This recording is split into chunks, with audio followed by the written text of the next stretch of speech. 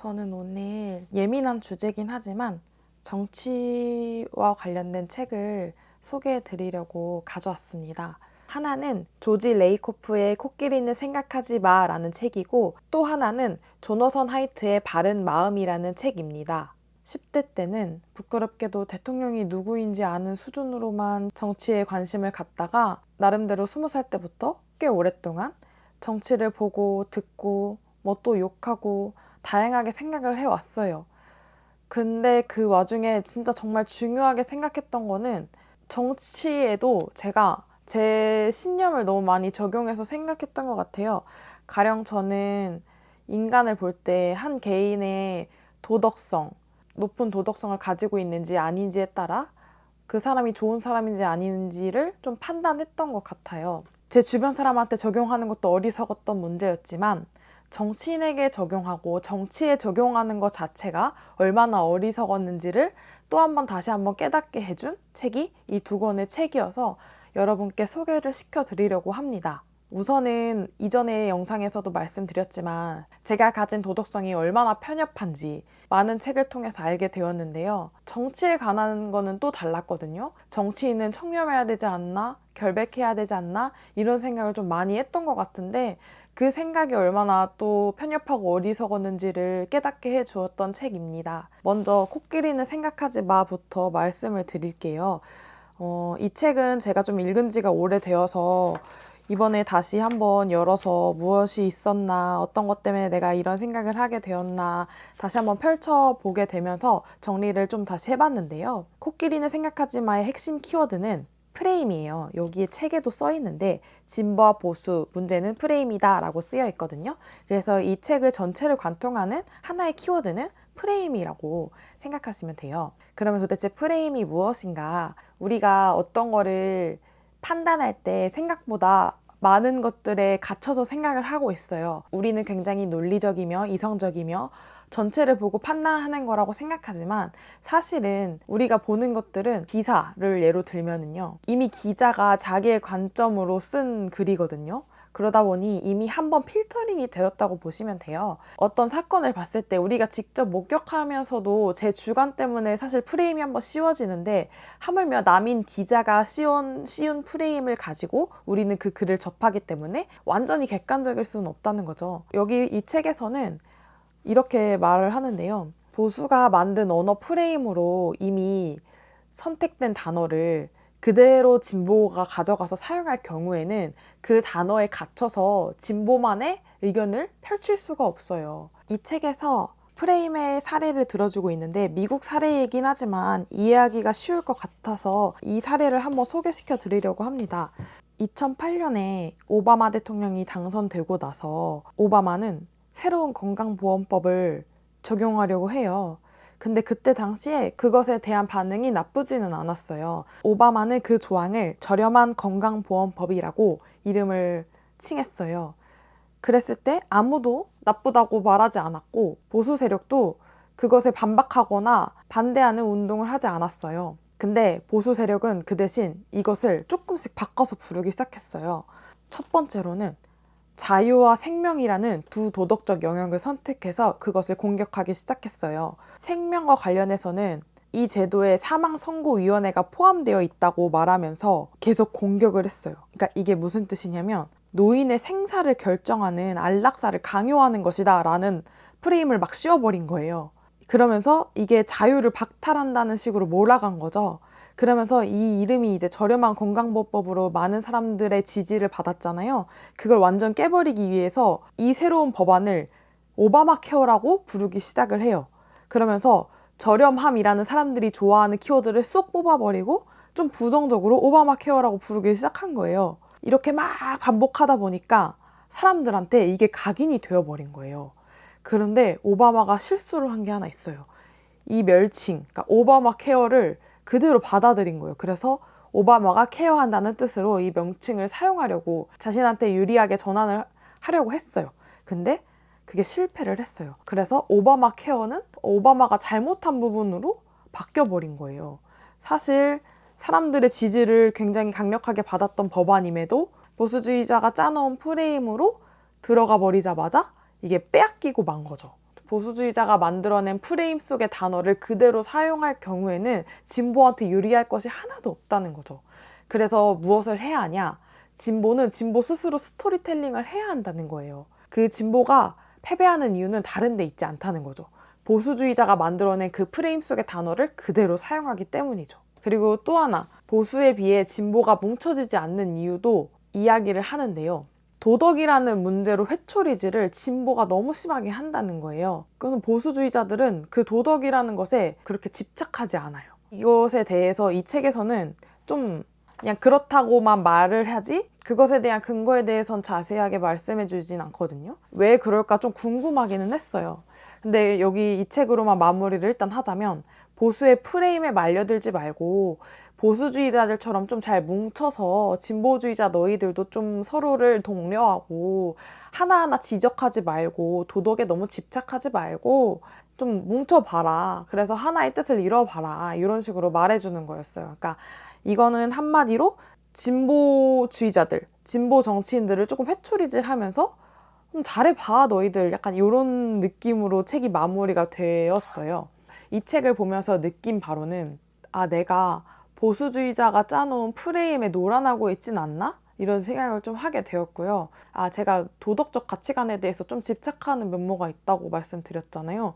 그런 부분들을 좀 반성하게 되었던 것 같아요. 근데 이 책의 아쉬운 점은 아무래도 미국 중심 사례이기 때문에 구체적인 사례나 예시가 다르고 프레임조차도 우리나라식 프레임과 미국의 프레임은 조금씩 다르고 진보주의자 정치 성향과 보수주의자의 정치 성향도 약간씩 다르기 때문에 적용할 수 있는 내용이 엄청 많다고 생각이 들진 않더라고요. 그래서 조금 그런 부분이 아쉬웠습니다. 두 번째 책은 바른 마음이에요. 개인적으로 제가 정말 재밌게 읽은 책 중에 하나고요. 보수와 진보의 사고방식은 무엇이 다를까에 대해서 진짜 잘 모르겠더라고요. 왜 이렇게 한 가지의 문제로 이렇게 정반대로 생각할 수가 있지? 같은 사람으로 태어났는데 왜 이렇게 다르지? 항상 의문을 가졌었는데 이 책을 읽고 무엇이 이들을 갈라지게 했는지를 명확하게 알게 되는 계기가 되어서 굉장히 재밌었고요. 앞서 말했던 코끼리는 생각하지만은 조금 더 큰 부분으로 정치의 큰 부분을 다루고 굉장히 거시적 관점으로 볼 수 있었다면 이 바른 마음은 사람 하나하나, 개인 하나하나를 미시적으로 바라볼 수도 있고 또 거시적으로 다루기 때문에 좀 더 재밌게 읽었던 것 같아요. 도덕 심리학에는 3가지 원칙이 있는데요. 첫 번째는 직관이 먼저고 전략적 추론은 그 다음이다 라는 거예요. 도덕적 직관은 그 순간에 자동적으로 떠오른다. 이걸 설명하기 위해서 작가는 코끼리와 기수 비유를 들고 있어요. 이성과 직관을 코끼리와 기수로 표현하는 건데요. 코끼리 위에 기수가 올라타잖아요. 그래서 기수의 역할은 코끼리의 시중을 드는 데 있다. 이렇게 표현을 하더라고요. 먼저 직관으로 딱 떠올린 다음에 이성은 그걸 돕는 조력자 역할을 한다. 이런 얘기입니다. 두 번째는 도덕성은 단순히 피해와 공명의 차원에만 국한되지 않는다 라고 하는데요. 2부에서는 바른 마음은 6가지의 미각 수용체를 지닌 혀와 같다고 표현하면서 도덕의 6가지 수용체에 대해서 설명을 하거든요. 그래서 저는 이 부분이 되게 재밌고 흥미로웠던 것 같아요. 그래서 이거는 이제 뒤에 말씀드릴 거고요. 세 번째는 바른 마음은 개인보다 집단의 차원에서 더 강력하다. 도덕은 사람들을 뭉치게도 하고 눈멀게도 한다 라고 하면서 우리가 집단 속에서 오히려 도덕적 존재가 된다라는 걸 말하고 있어요. 이렇게 3가지의 큰 카테고리로 책을 나눠서 서술하고 있는데요. 크게 소개시켜드리고 싶은 내용은 2부예요. 6가지의 수용체에 대해서 한번 말씀드리면서 여러분은 어디에 해당이 되나 이런 거를 한번 파악하시는 시간을 가지시면 좋겠어서 이 책을 추천드리는데요. 제가 먼저 6가지 수용체에 대해서 간단하게 말씀을 드리면요. 첫 번째는 배려와 피해입니다. 배려와 피해는 저희가 정말 잘 알고 있는 부분인데 공감 능력과 동정심 이런 부분이에요. 그런 부분들을 신경 쓰냐 안 쓰냐, 중요하게 보냐 안 보냐 이런 거를 한번 따져보면 될 것 같아요. 두 번째는 공평성과 부정인데요. 정의롭고 얼마나 정당한 대우를 받느냐, 얼마나 공평한 대우를 받느냐 이런 것에 초점을 두는데요. 진보나 보수 둘 다 공평성을 중요하게 여긴다고 하는데요. 다만 둘이 주장하는 공평성이 약간 달라요. 좌파는 평등, 그리고 사회 정의에 대한 관심이 많고요. 우파는 한마디로 표현하면 비례라고 보시면 되는데, 내가 기여한 만큼 그에 따르는 보상을 받아야 한다. 내가 잘한 만큼 받아야 한다. 예를 들어 A와 B는 똑같이 회사에서 똑같은 일을 하고 있어요. 근데 A는 이 업무의 80%를 하고 있고 B는 20%를 하고 있으면 A는 80%만큼의 보상을 받고 B는 20%만큼의 보상을 받아야 한다는 거죠.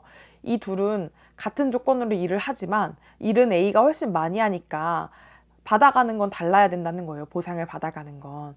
그래서 둘 사이에 불가피하게 불평등이 생기잖아요. 그거는 어쩔 수 없는 부분 아니냐. 둘이 일을 다르게 하지 않았냐. 뭐 이런 식으로 생각을 한다는 거죠. 그러니까 공평성을 조금 더 물질적 관점으로 보시면 될 것 같아요. 그렇다고 좌파가 이거를 나쁘게 보는 건 아닌데요. 좌파가 생각하는 공평성은 조금 더 널리 사람 모두, 인류 모두를 생각하는 평등에서 온다는 걸, 거기에 집중하고 있다는 걸 생각해 주시면 됩니다. 그러니까 공평성과 부정은 좌파, 우파 할 거 없이 둘 다 중요하게 생각한다. 다만 집중하는 공평성이 조금 다르다라고 보시면 될 것 같아요.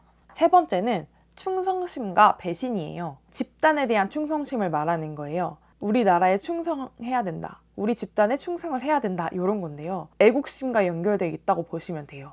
근데 이런 집단적인 성격은 정치에서 굉장히 중요한 역할을 하잖아요. 그런데 진보주의자는 애국주의를 조금 지양하는 편이에요.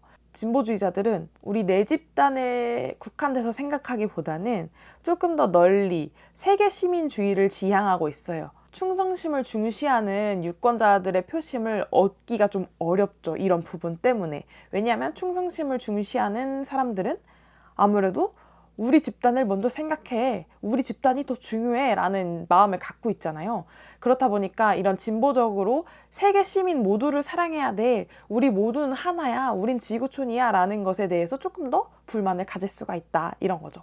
아무래도 충성심과 배신은 보수주의자가 조금 더 관심을 많이 가지고 있는 부분이라고 합니다. 네 번째는 권위와 전복인데요. 말 그대로 권위, 서열, 지배관계, 상하관계 이런 걸 말하는 거예요. 사회 위계 서열 내 인간관계를 구축하기 위해서는 아무래도 필요한 부분이기 때문에 중요시 여기는 것 같고요. 특히나 우리 사회에서는 다른 문화권에 비해 더 중시하는 부분인 것 같거든요.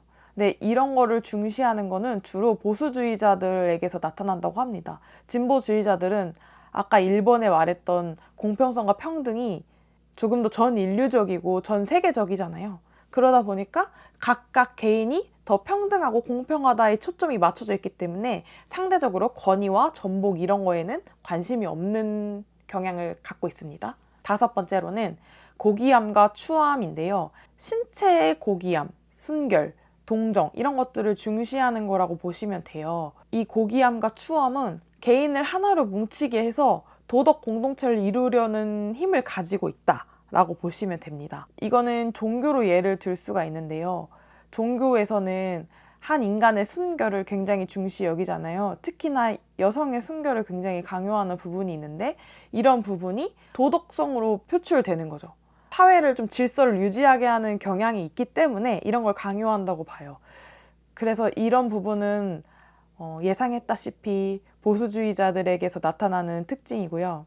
진보주의자는 순결을 강요하는 사회는 여성의 인권을 조금 약화시키는 부분이 있고 그러면 그게 평등함을 깨치기 때문에 이거에 좀 회의적이라고 볼 수 있습니다. 그러고 나서 여섯 번째는 자유와 압제인데요.